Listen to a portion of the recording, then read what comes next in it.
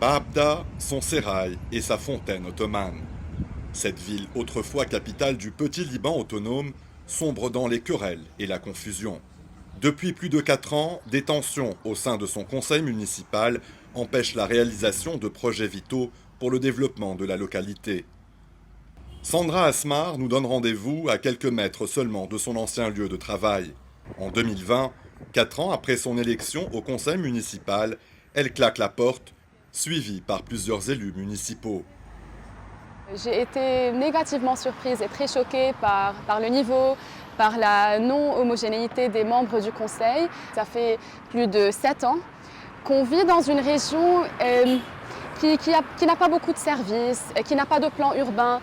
Les gens sont mal servis, les PME sont mal servis, les citoyens ne sont pas satisfaits du tout de ce service. On n'a pas de budget, on n'a pas de plan, on n'a pas de vision. Donc c'est vraiment triste de voir l'état auquel Baabda et Louaise ont abouti. Pour en savoir plus sur les facteurs de blocage, nous retrouvons le président du conseil municipal. Une journée relativement calme pour Antoine Hello, qui signe ce midi une série de documents et d'arrêtés municipaux. Au micro d'ici Beyrouth, il se défend des accusations portées contre son administration et pointe du doigt le pouvoir central. S'il y a des failles, ces failles ne sont pas engendrées par le fonctionnement naturel des services de la municipalité. Tout est bloqué. Tu vois, si tu passes dans le registre ici, toutes les administrations qui ont leur base à Baabda ne fonctionnent presque pas. Il y a une grève généralisée, n'est-ce pas, des fonctions publiques. Maintenant, tout le monde réalise que c'est une chaîne qui touche tout le monde. Le système tout entier a engendré un blocage, du marasme, et on attend de jours meilleurs, que ce soit nous ou les citoyens. Face à l'incurie du gouvernement et son manque de vision stratégique dans divers domaines, les municipalités doivent passer à la vitesse supérieure. C'est ce que préconise Christian Hello, historien et professeur d'université. Il faut faire un recensement, voir dans ces villages quels sont les changements démographiques qui ont eu lieu. Et c'est à partir de ce changement démographique qu'on pourrait établir les priorités, qui, à mon sens, doivent être d'abord l'énergie. Deuxièmement, il y a tout un entretien qui n'existe plus depuis pas mal de temps. Les routes, tout ce qui est entretien de logistique. Troisièmement, et ça, c'est quelque chose qui me tient beaucoup à cœur, bien qu'aujourd'hui les gens ne s'intéressent pas beaucoup, mais la culture.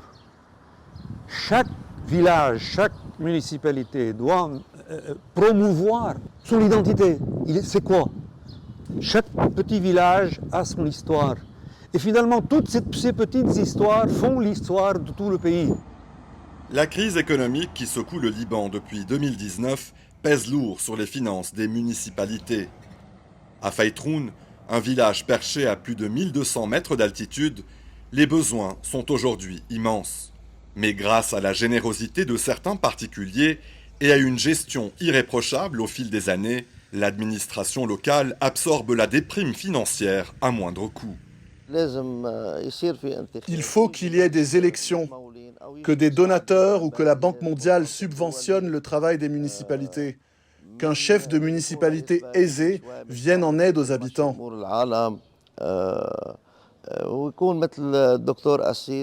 Que ce chef soit comme le docteur Assis, une personne bien éduquée. Le président du conseil municipal de notre ville est un homme bon et décent. Il faut aussi que les municipalités soient plus compétentes pour pouvoir accorder des permis et faciliter la vie des gens. Il faut surtout que l'État lance des réformes pour que chaque région devienne autonome. Nous ne prônons pas la partition. C'est logique ce que nous revendiquons. Jean Kordahi répète ses gestes avec amour et passion sans se fatiguer. Chaque année, il attend l'été avec impatience, car l'arrivée des beaux jours est synonyme de rentrée d'argent pour ce travailleur saisonnier.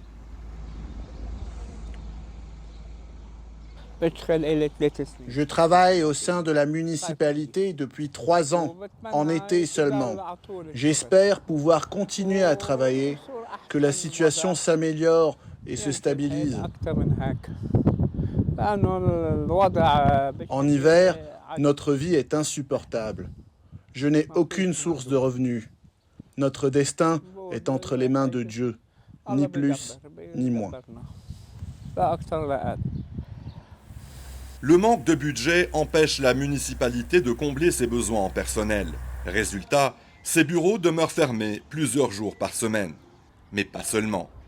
Assurer en permanence la sécurité sur l'ensemble de son territoire lui est aujourd'hui impossible.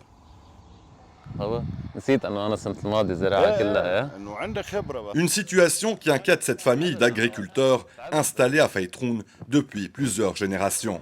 Ces 4 derniers mois, une dizaine de cas de vol aggravés ont été signalés dans les villages alentours. Tant que la municipalité continue de récolter son argent en livres libanaises et que certaines personnes ne paient pas leurs impôts, elle ne pourra pas subvenir aux besoins de ses habitants. Il est devenu impossible d'embaucher des agents de police supplémentaires et de les envoyer en patrouille, étant donné que le prix des combustibles est monté en flèche. La municipalité n'est simplement plus capable de financer des activités pareilles. Les cas de vol se multiplient, le chaos règne. Nous avons besoin de nous sentir en sécurité. J'insiste sur ce point. La chute spectaculaire de la livre libanaise face au dollar assèche chaque jour un peu plus la caisse municipale de Faytroun. C'est le cas aussi de nombreuses municipalités libanaises laissées pour compte par un État dysfonctionnel, corrompu et rongé par des décennies de décrépitude.